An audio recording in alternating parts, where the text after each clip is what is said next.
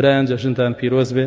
تقبل الله منا ومنكم صالح الأعمال. گردنی هەموو لایەک ئازابێ و خی پەروەردگار سەرفرازتان کە داواکارم لە الله جل جلاله عزت بگێڕێتەوە بۆ مسلمانان بەهۆش خۆی بێنێتەوە.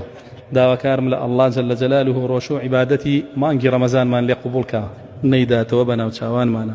داواکارم لە الله لە متەقیەکان بمان نووسێ بەهۆی ڕۆژوەکانمانەوە. داواکارم لە الله جل جلاله لێ خۆشبوونی خۆیمان بەنسیب بکە.